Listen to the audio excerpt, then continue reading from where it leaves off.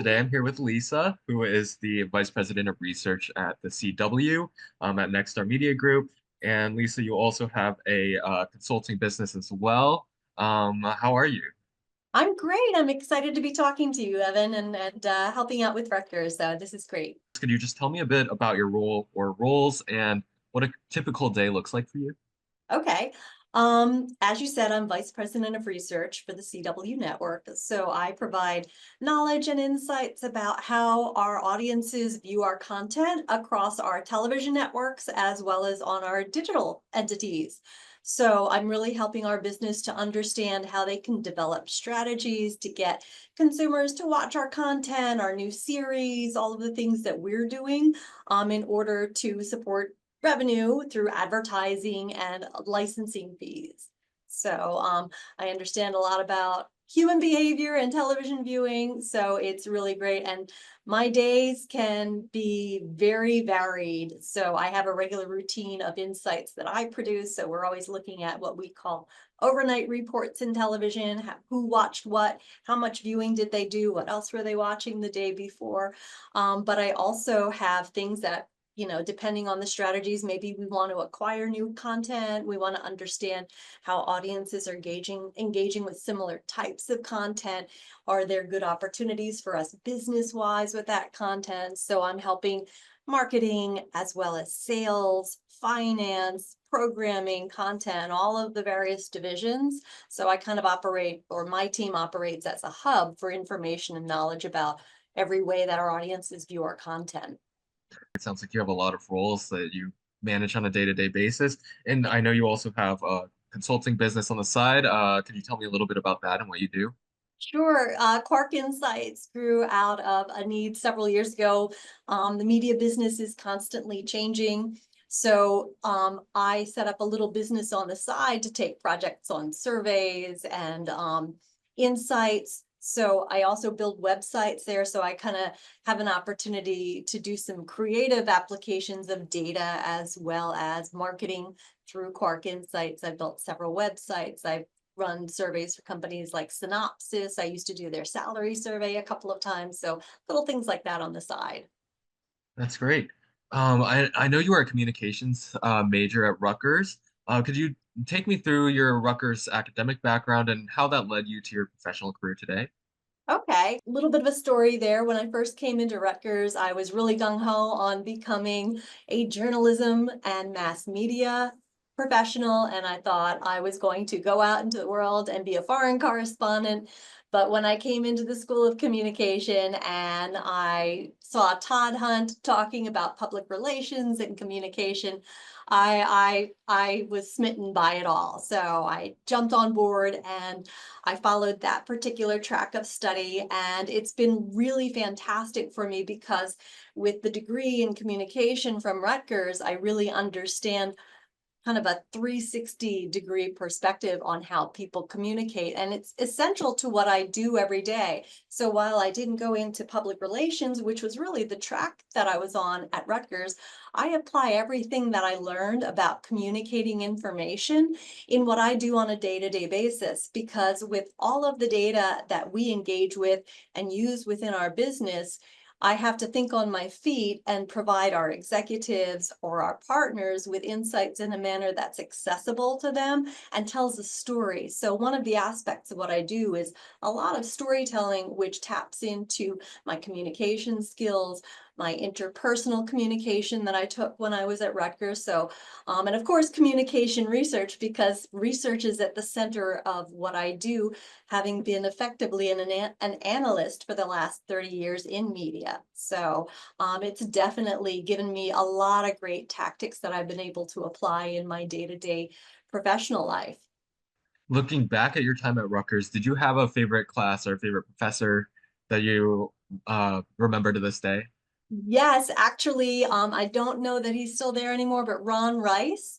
I had a telecom course with him and I kept in touch with him for a little while because at the outset of my career, and I've gone through so many different areas of media, I started off in radio, moved into television, transitioned from television into the internet. I worked at America Online, and I've worked for a number of digital properties as well as digital properties within AMC television networks and a few other places as well, and CBS, of course, which I worked twice at. But I kept in touch with Ron for a while because all of that telecommunications was so new at the time as I was making my way through radio and into television.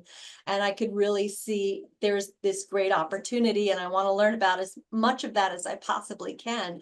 And I think that's one of the great aspects of being a communications person, particular in media, because you're learning all of the time. It's such a dynamic area. I'm constantly learning new things, and with digital technologies, it really kind of had such an incredible adoption rate and such a growth trajectory that I felt that it was something that would be really interesting to be in. So that's kind of where I focus a lot of my time, is on digital media viewing and consumption.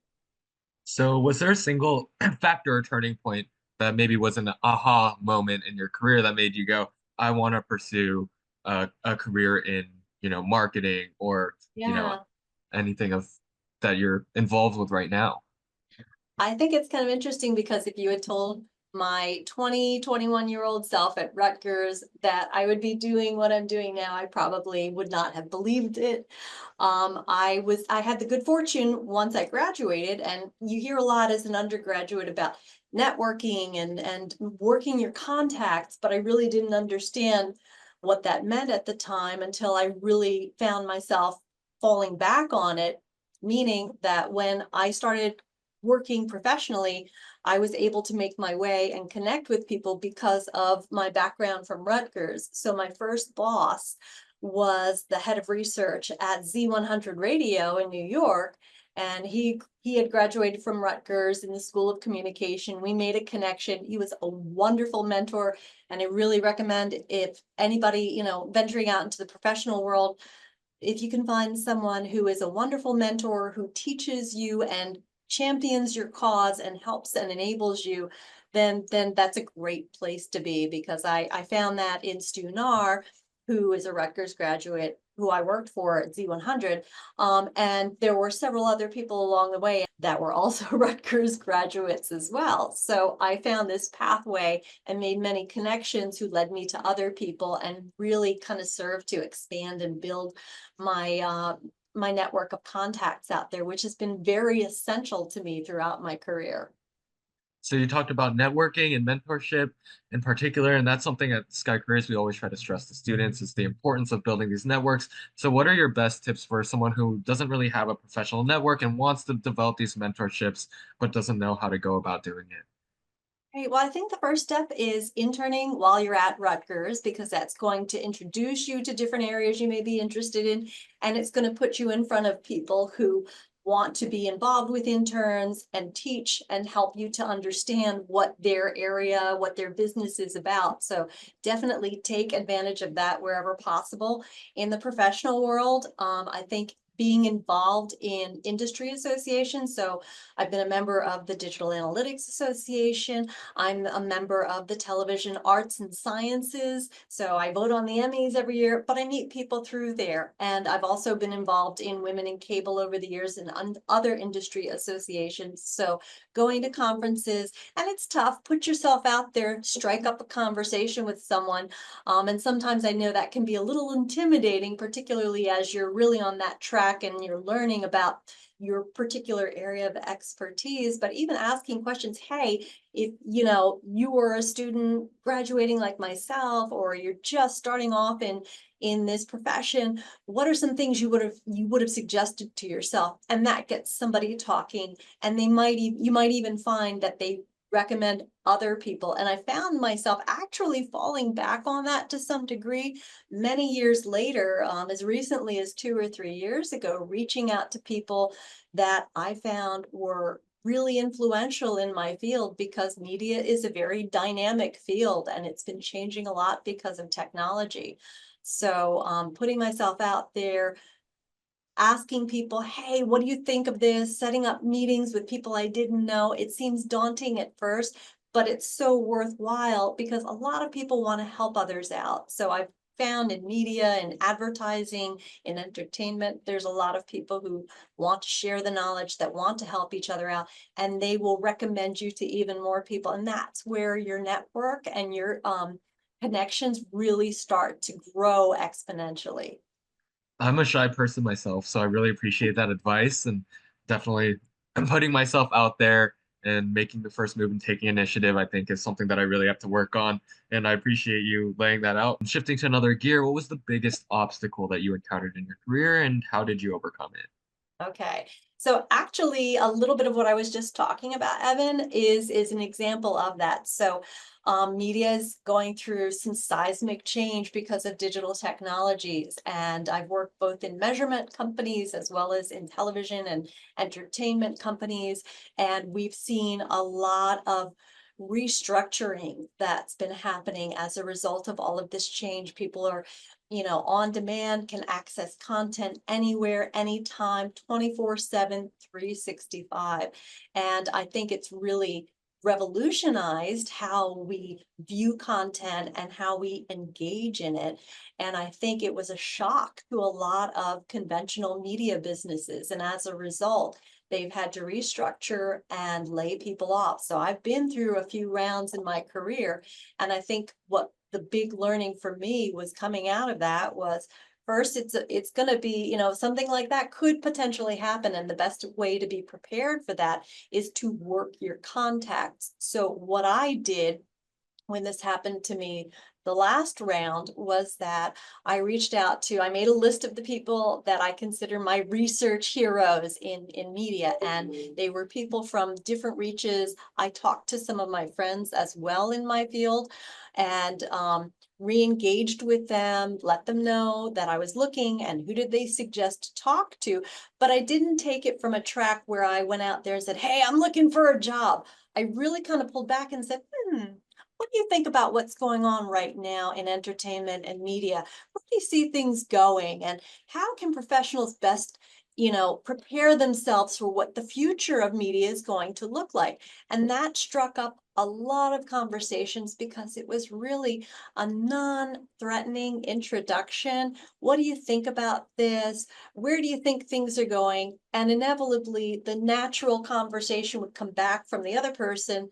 They would look at me and say, well, where are you right now? What are you doing? And I would, be honest and say, I'm looking for my next opportunity, but I think the world's changing, and you're kind of at the forefront with what you're doing in the industry.